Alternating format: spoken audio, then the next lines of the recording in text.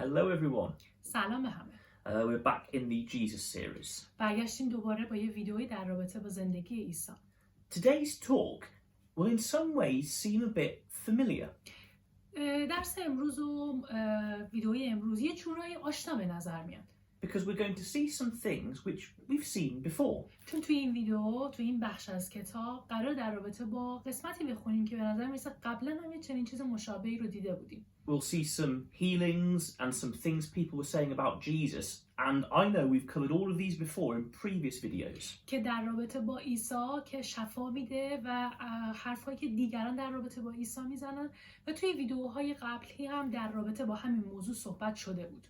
And this little section we're going to look at in the Gospel of Matthew just sort of takes a few things and bunches them all together. توی این قسمت کوتاهی هم که از متی باب 9 قراره بخونیم در رابطه با همین موضوع هستش، چیزهای کوچکی رو به همدیگه متصل میکنه و اینجا در موردش صحبت میکنه. So a lot of the things we'll see today we have already seen before. پس یعنی خیلی از چیزایی که اینجا الان قراره با هم بخونیم تو این قسمت قبلا در رابطه باهاش خونده بودیم. So why does the Bible do this? چرا کتاب مقدس این کارو میکنه؟ Well, the reason is we are nearing the end of a certain time, a certain section of Jesus's ministry. دلیلش اینه که تقریبا اواخر یک بخش خاصی از ماموریت عیسی هستیم. Now, if you go back in this playlist, you'll see that the 10th talk is where Jesus goes to his hometown of Nazareth at the start of his ministry. اگر برگرد توی همین پلیلیست که در رابطه با زندگی عیسی هست توی یوتیوب، برگردید ویدیوها رو به عقب. 10مین ویدیو در رابطه با زمانی هستش که عیسی وارد شهر خودش میشه، یعنی به ناصره میره که ابتدای ماموریتش هست اونجا. That was the start of what is known as Jesus's great ministry in Galilee. که شروع اون ماموریت بزرگ عیسی در جلیل هستش که اینطور شروع میشه. So, in fact, Jesus spent 1.5 years in this section of Israel, mainly in Galilee, his home area. که تقریبا عیسی 1.5 سال رو توی همون منطقه، یعنی تو همون منطقه خودش که اونجا زندگی کرده بود و بزرگ شده بود، یعنی جلیل، اونجا میمونه و اونجا بشارت میده.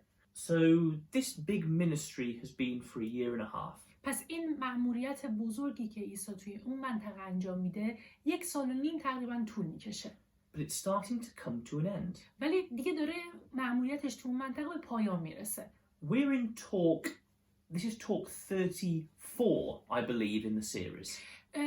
فکر میکنیم این ویدئوی 34می هستش توی این سری مجموعه.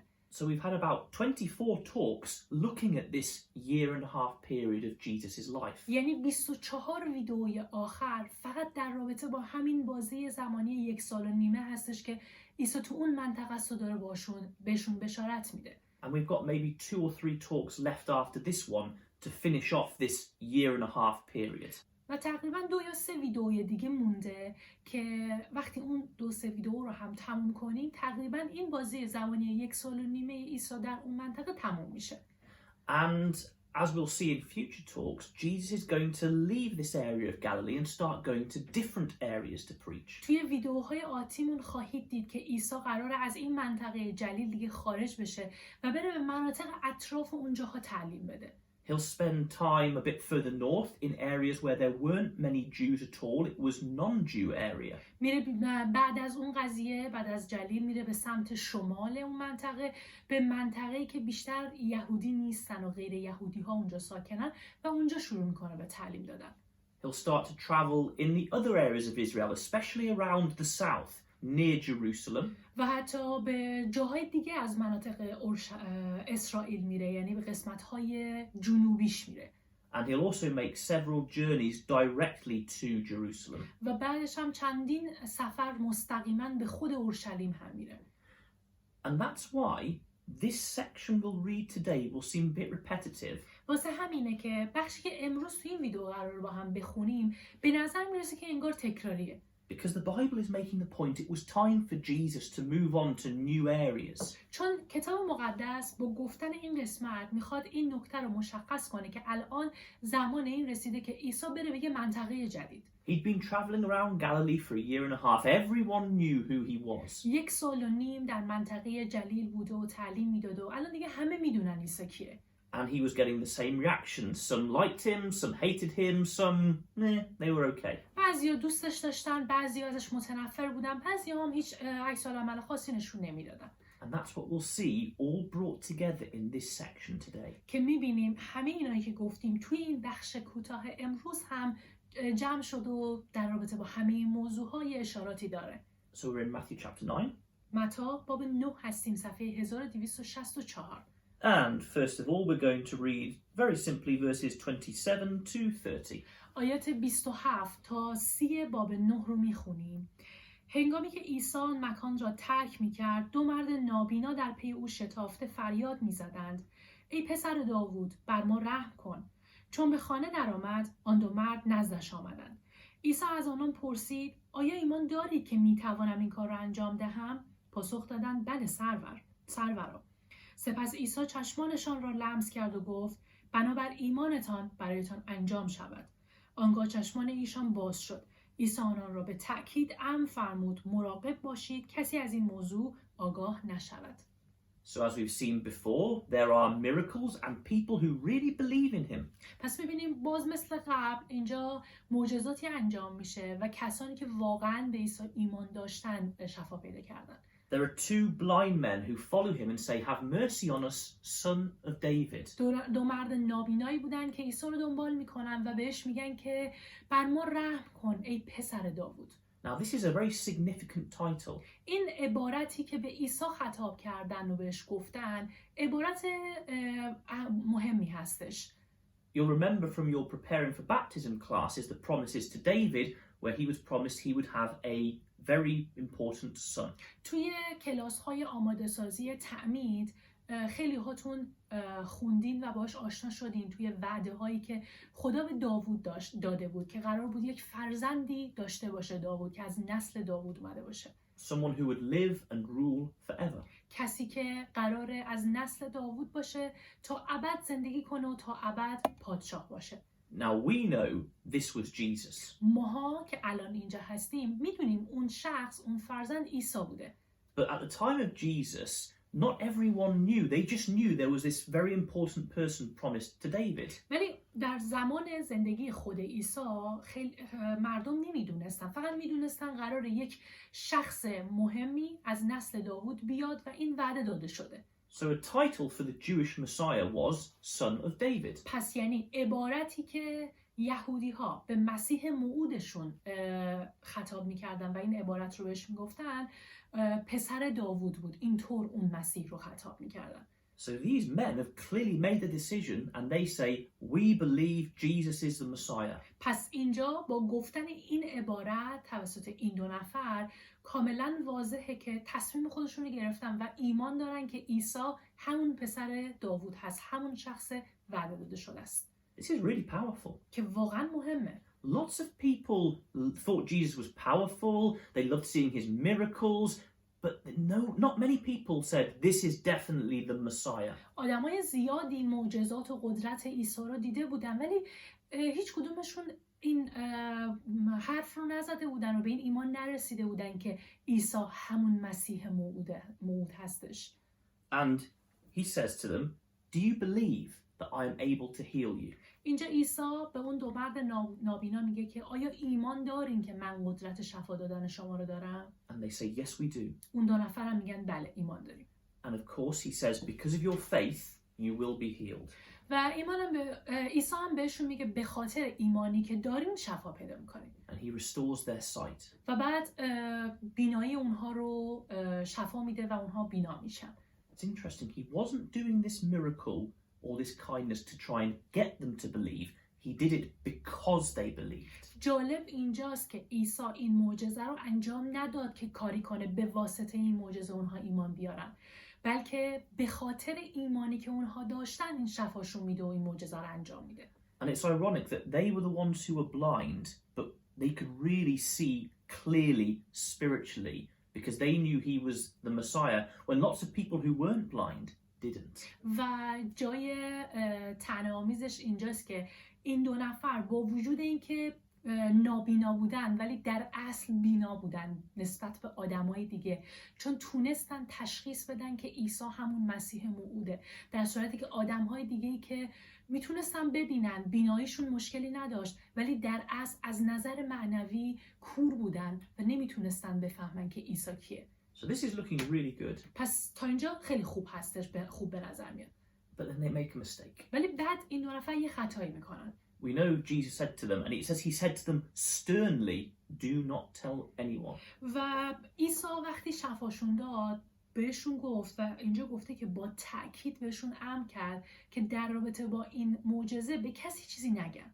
They disobeyed this. ولی اونها نافرمانی کردن. Verse 31. آیه 31 رو میخونیم. اما آنها بیرون رفته او را در تمامی آن نواحی شهرت دادند. And we've seen this. This is what Jesus doesn't want. میدونیم که این اون چیزی نبود که عیسی میخواست. Because that would just make lots of crowds come to see him like he was a circus act, to see him do miracles. چون با این کار مردم یک جمعیت زیادی میشنیدن و میمدن فقط دور عیسی جمع میشدن، چون میدونستن که عیسی میتونه شفا بده. پس مثل یه حالت نمایش و سیرک میشد که همه جمع میشدن برای دیدن شفاهای عیسی و معجزاتش. And he didn't want people to come to him for that. عیسی هم نمیخواست مردم به این منظور بیان دنبالش. He wanted people to come to him because they really believed, they'd heard about him, they'd seen him, and they had true faith. عیسی میخواست مردم ایمان واقعی داشته باشن و به خاطر ایمان واقعیشون بیان دنبالش، یعنی تعالیم عیسی رو بشنون، باور کنن، ایمان بیارن و به این منظور عیسی رو اطاعت کنن. And this is one of the reasons that Jesus eventually leaves Galilee and goes to other areas. و این هم یکی از اون دلایلی هستش که در نهایت عیسی جلیل رو ترک میکنه و میره به نواحی اطراف. Because everyone knows who he is now, and those who really will believe, they will have already believed. و الان چون که دیگه همه میشناسنش و اونهایی که واقعا ایمان میتونستن بیارن تا الان دیگه با دیدن عیسی و تعالیمش ایمان آوردن. The rest would just keep coming, but they wouldn't believe. They just loved to see all the miracles.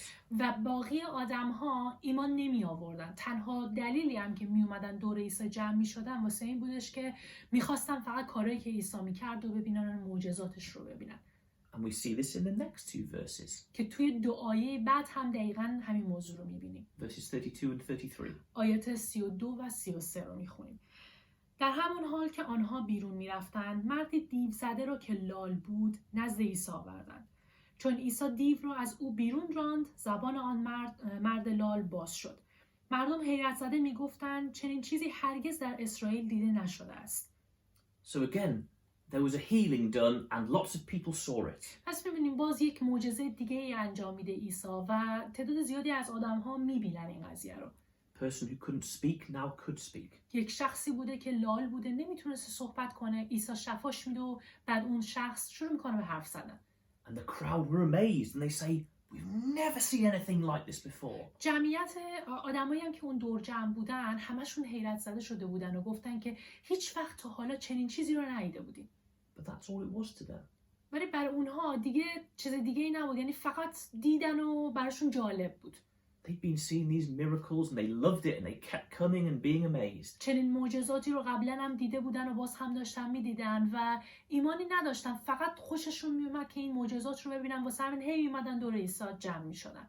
They never believed and saw Jesus for who he truly was. ولی هیچ وقت به خود عیسی ایمان نیاوردن، هیچ وقت ندیدن که واقعا عیسی چه کسیه. And as always, there were the ones who hated Jesus. و مثل همیشه باز هم گروهی از آدما هستن که از عیسی متنفرن. Verse 34. آیه 34 رو میخونیم. اما فریسیان گفتند او دیوها را به یاری رئیس دیوها بیرون میراند.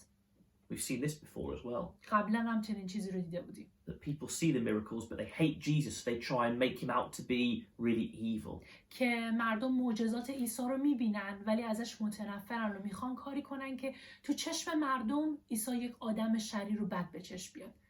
All of these groups we've seen before and thought about in great detail in the previous talks. در رابطه با تمامی این گروه ها قبلا هم دیده بودیم و خونده بودیم و با جزئیاتش در رابطه باشون صحبت کرده بودیم.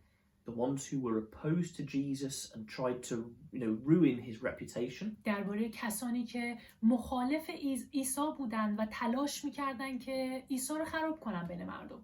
Then the majority of the people, the great crowds who loved to see his miracles. و در رابطه با جمعیت زیادی که جمعیت عمده از مردم که فقط جمع میشدن دور عیسی که معجزاتش رو ببینن.